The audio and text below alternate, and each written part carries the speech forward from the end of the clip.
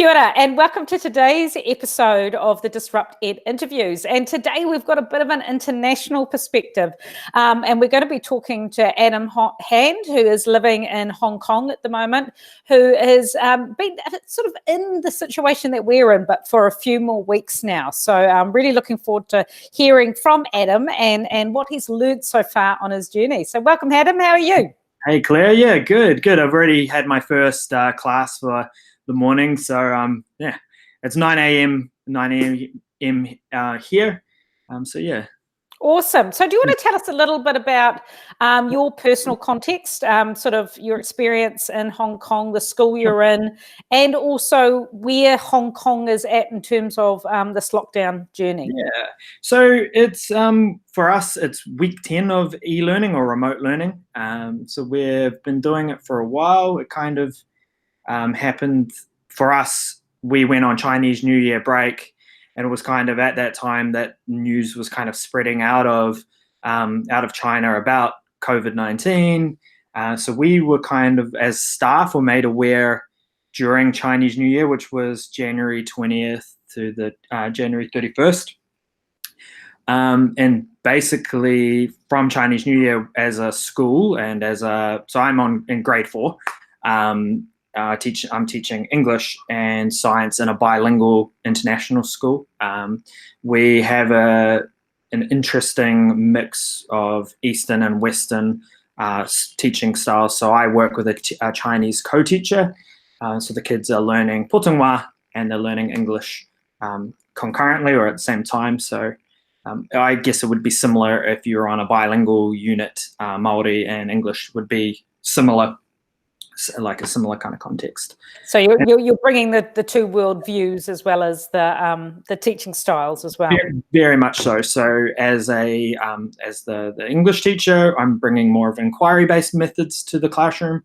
So we try whereas possible to use inquiry based learning, and then the children are very much getting a traditional Chinese education as well. So it's for me as a teacher, it's a really interesting context to work in. Yeah.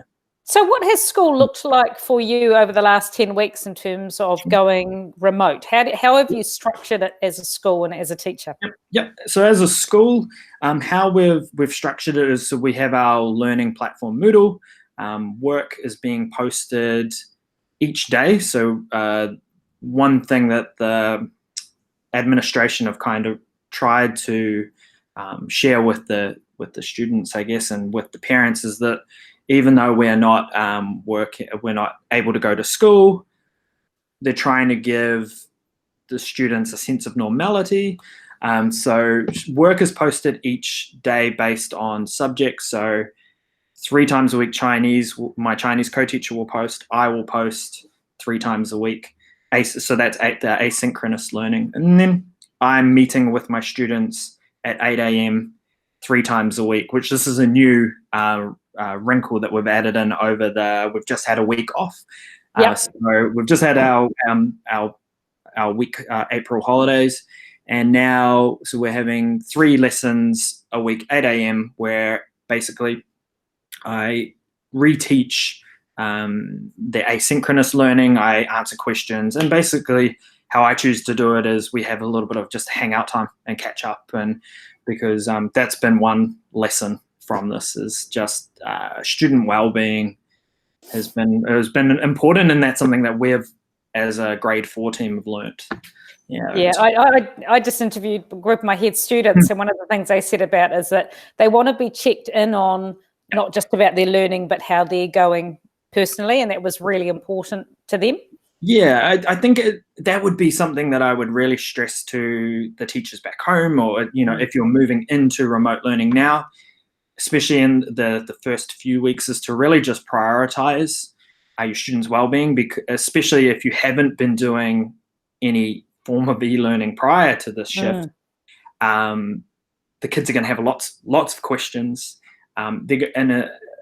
Specifically, my students were unsure of like why this was happening. So explaining, I mean, when in week 1, it was very much unfolding in kind of real time. So yeah. so kids were having questions about that, like, why are we going into remote learning? And so talk to me a little bit about your mixture of synchronous and asynchronous, because that's been a big discussion here in terms of there's sort of value to aspects of both, I guess. Yes. Yeah, so I would say for me personally as a teacher, what has been the most valuable is that synchronous time, being able to keep those relationships with my students. So I really, for me personally, try to prioritize. We've been told to reteach the work that we'd previously been set. So I've been doing that, but also giving the kids time to my students like to create Kahoot quizzes. So I've been I guess making time for that. I always start our lessons with like, how is everyone going? Does anyone want to share? What have you guys been up to? I've been sharing, so I have a little dog, so he often comes in and joins in, things like that, to really prioritize those student-teacher relationships and their relationships too. And then, but we just had student-led conferences 2 weeks ago, and what I found is the students really valued the asynchronous time, which I thought was interesting. They really valued having kind of flexible deadlines. So I'm working with the grade 4 kids. So this is not something that really, as a faculty, we had really tried with the primary school kids. The high school side of things, they were more used to flexible deadlines and things like that. The kids really valuable having the time to work on longer kind of time frames. It's not they really enjoyed that, which I thought was interesting. And the parents had noticed a growth in their ability to self-manage, to utilize their time to meet all their different deadlines and things like that. So it's so interesting that across the globe and across the ages, there's some really clear themes and messages coming through in terms of course, the well-being matters, the connection matters, bringing some of your sort of humanity to your relationships that you conduct with them online, but also that idea of the asynchronous, but also the repeated learning. I thought was quite interesting that you touched on the idea that you repeated the learning. And that was something that one of my students talked about. He said, you can't rely on us just having one mode and one opportunity to learn a concept online, that you need multiple opportunities into learning. I know. I've noticed that, especially with a few of my target students, have really appreciated the multiple opportunities to revisit the concepts, and having the concepts on, or the lessons online, to then go and revisit, or having multiple opportunities to discuss. So that's one thing during the synchronous times that I've really thought have been quite valuable.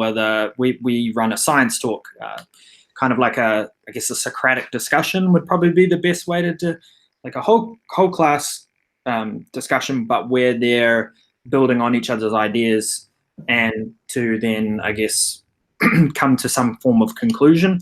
And a lot of my target kids have really been thriving in that environment, which has been a real contrast to in the classroom, where they would be quite quiet, or they've been really quite vocal. So I don't know. It's been one of those things where you get to see different aspects of the children. And actually a couple of teachers have commented on the fact that some students are really relishing this opportunity and have sort of found a voice in a way that they might not have in a traditional classroom context. So what else have been some of your learnings? Like, you're into it, you're 10 weeks into it now. You're getting up there with your experience levels, Adam. in this weird world that we're living in. You really are well and truly living the new normal. It very much is. It is the new normal. My expectation is that we'll probably, and we've been told we'll probably be doing this for the rest of our school year. So we finish in June. So very much experienced in that. This is how we teach now. So how are you? What are some of the things you've learned personally in terms of how to manage the workload? Because one of the things I'm concerned about is how we can make sure that whatever we're doing is totally meeting the needs of the learners, but is also looking after the well-being of our teachers and is sustainable, because this can become quite all-consuming Yes. in some ways. So what are some tricks and strategies and habits that you've developed to make it manageable? Sure. Yeah, so early on I set, and this was encouraged from my team leader, set your work hours. So for me, it's 8 to 4 p.m. Monday to Friday. On the weekends, I pretty much don't, and my students know this, I communicated to this in week 1. Look, if you email me on the weekend, if I'm feeling generous, if I'm feeling motivated, I might email you back, depending on the level of urgency. If not, expect an email Monday, 8 a.m. And my kids have been pretty good at kind of adhering to that, only emailing within the work hours, or if they do email, I've had one boy email at 10 p.m. He knows he's not going to get an answer. And so I think for teachers, what I would say is, especially in back home, or you're just moving into this, there might be that expectation to go above and beyond. It's okay. Let the kids struggle, because I found 9 times out of 10 my students solve the problem by the next day. If you kind of push them into the learning pit, they find a way to kind of struggle out of it. That's been one thing that one clear lesson that I've kind of learned over the last 10 weeks is doing that. And it's okay. It's okay to, you need as a teacher in order to work best, you need to have downtime. You need to set those clear work hours. And what have you discovered in terms of the pace of learning? Because you've had pretty much a good term of, not a clean term, but what would equate to a term of online time now. Yes. And what's your learning been around the pace and the way that you've had to structure the learning? Yeah, so in terms of structuring it, depending on your children's level of experience with remote forms of learning, or e-learning or flipped learning, my children basically came in with no experience of our Moodle platform. I had been using Classrooms, so I needed to spend the first 2-3 weeks training them up, getting them fluent in using Moodle, in terms of where all our learning will go, where they should put their work, how you should organize your work. So spending time, spending some of your synchronous time just teaching them how to do things like that. Obviously, if you're working with older students, they're probably going to be a little bit more fluent, and some of those more organized. But my children weren't. And so just giving them those kind of skills. In terms of the pace of work, we have found in the primary school, less is more. In terms of, and what I mean by that is that it will, if you think a task is going to take 40 minutes, it's going to take the kids longer. For me, we have not been able to take even though we've tried this, and this has been one of our learning, I think, for the whole of the primary school, this new normal, you're not able to just take your practices from school and put it into an online learning environment. The kids are going to need longer. They're going to need multiple opportunities at grasping concepts that you might have been able to do quicker in the classroom. And that's okay, because they don't have you there for that immediate feedback, depending on what model the school goes for. But that was one thing that came out of, during our trial conferences, I was asking my students, what have you found as some of your biggest challenges in not being able to have that immediate feedback? So work will take longer, and to build that in and if you are considering trying to take school and convert it to the remote learning platforms, we found it doesn't work. It doesn't work in that sense. We've found in grade 4, giving the children more self-directed, independent tasks have been more successful. And actually trusting people and trusting students to be able to do the self-directed. I've been someone who's pushed that for that barrow for a long time, and people often, I find, underestimate younger learners' ability to be self-directed. It's that's it's an interesting point. I personally within my particular classroom have been this year, and that's been part of my. So I also part of my role is working in the makerspace. So my students have been a little bit more. They've had some opportunities to do more self-directed learning. However, yeah, if you haven't been doing it with the kids, yeah, you might be surprised that they can, even at grade 4, so 10 years old, they can manage their time with certain support put in place. They can manage their time.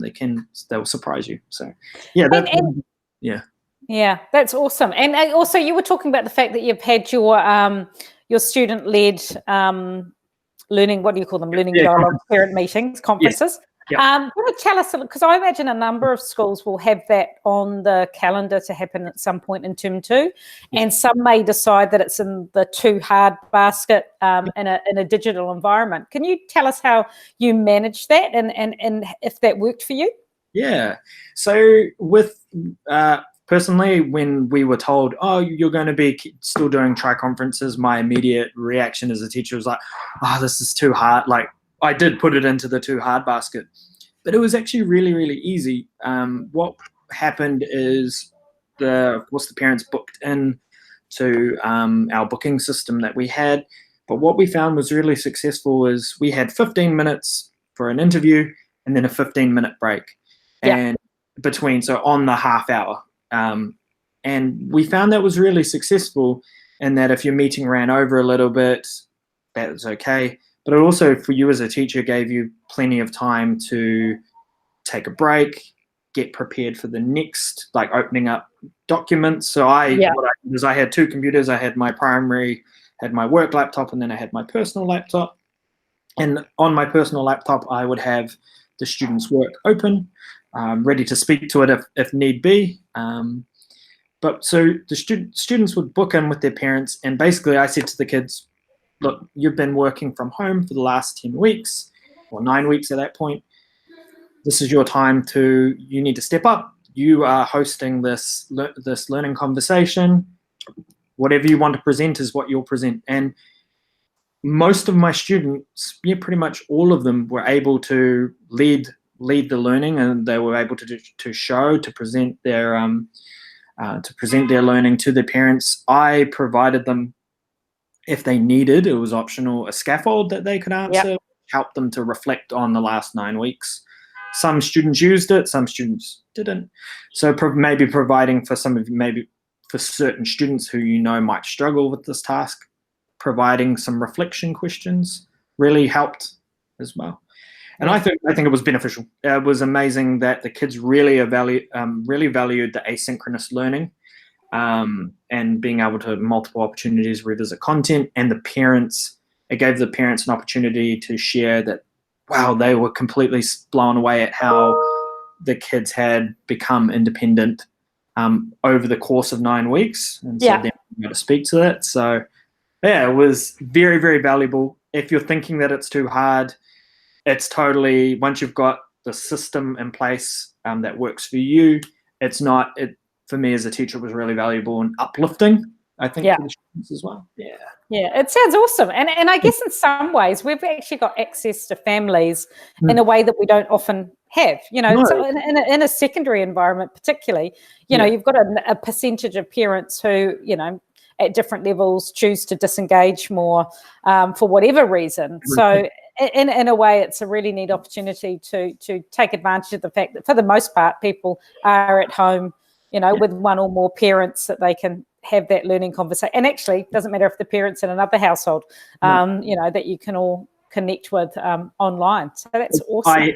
Actually, you just reminded me, I had that a few times. The parents would come in, and we were using Google Meet, and a couple of times parents were joining the meeting from like a separate room in the house, which was from work. There was one time where one of the parents was having an issue with the technology. My student left the room and then appeared on the other camera. Just coming into the office around here. Fantastic. You're right. Like for me, the parents by grade 4 don't have that much apart from a couple of parents, don't have much involvement. They're very, very busy in terms of their, especially at our school, a lot of the parents are working in mainland China a lot of the time. But it's given me access, and the parents now have more access to what's happening in the classroom, I think. And it's invaluable. And I've had a few comments from parents being like, how do teachers do this? This is so tiring. It's time to renegotiate all our pays after the same. After they understand what we do. Awesome. So I'm trying to keep this quite succinct. So in closing, what is sort of your final words of sort of insights or advice or things that you wish you'd known maybe 10 weeks ago? Yeah, what I wish I'd known, that e-learning is not school, and taking the curriculum and trying to cram it onto the online platform, it doesn't really work. You can try if you want to. But for us in the primary school, it hasn't worked. So that would be one thing. Really valuing the synchronous learning. If you can build in some face-to-face communication, it's a great opportunity for the kids to ask questions, for them just to share as well, and for them to connect with each other. So if you can build in some synchronous time. And that relationships are I guess building on that, relationships are really, really important, especially during this time of uncertainty, to really value that, especially in the beginning, and to build in those habits in terms of, especially around organization, how to manage time. Because if you do that initially, the kids will begin to have more and more success over the course of however long this is going to go on for. I would say we were really, in my grade, we were really lucky that my team leader really prioritized student-teacher relationships initially, and building in those organizational habits, because it'll make finding work, it'll make being able to give kids feedback a lot easier. Those would be my big takeaways from the last 10 weeks of doing this. Yeah. Awesome. And if people want to get in touch with you, Adam, what's the best way to get in touch? Twitter, Facebook? Yeah, Twitter. So the best way to, you can of course send me a message or what have you, or follow. It's _miseducatedpod, because I'm in the process. I've been using this last 10 weeks to set up I'm in the process of setting up a website and recording a few episodes with people. So that would probably be the best way to connect with me. Would awesome. Be I'll grab that. I'll get you to send through your handle, and I'll make sure I share that in the description below, so people can follow it and people can get in touch with you that way. That'd be awesome. Yeah, hey, thank you so much for giving us your time. It's been really beneficial and so good to hear your insights, and so good to have that opportunity to hear about your experience a bit further along. And I know that you also understand the New Zealand context, so you're not just talking from an international school context. You know the context that we already exist in. So thank you, Adam. I'm going to hit the finish record button. But before I do that, I just want to say thank you to everyone who joined us today, and remind you that you can head along to DisruptED TV on YouTube, and you can subscribe to the channel to get a new interview in your inbox every morning. So thank you all for joining us. All right. And maybe I'll hit the stop record if I can actually manage it. There we go. Any moment